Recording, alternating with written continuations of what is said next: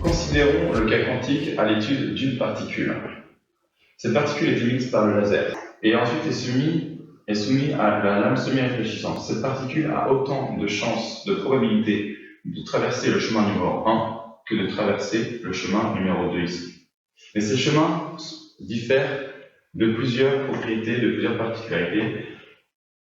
Sur le chemin 1 est disposé ici un polariseur qui va polariser la particule selon une direction de 0 degré.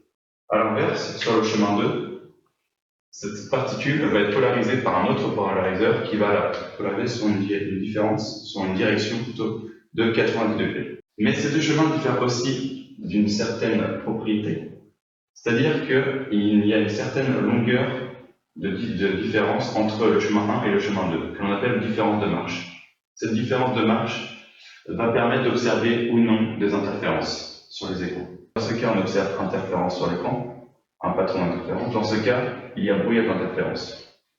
Cela s'explique par le rôle crucial que joue le polariseur. Il polarise en effet la particule qui était initialement à 0,90 degrés dans un état de polarisation de 45 degrés. Dans ce cas, on ne peut retrouver dans quel état était initialement la particule et on ne peut retrouver le chemin suivi par la particule. Dans ce cas-ci, il suffit d'analyser la particule et on peut en déduire directement si elle était initialement à 0 degré ou 90 degrés et en déduire ainsi le chemin suivi par cette particule.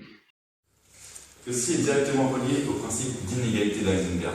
En connaissant parfaitement la position de la particule sur l'écran, donc la figure d'interférence, nous ne pouvons pas connaître avec certitude le chemin suivi par la particule.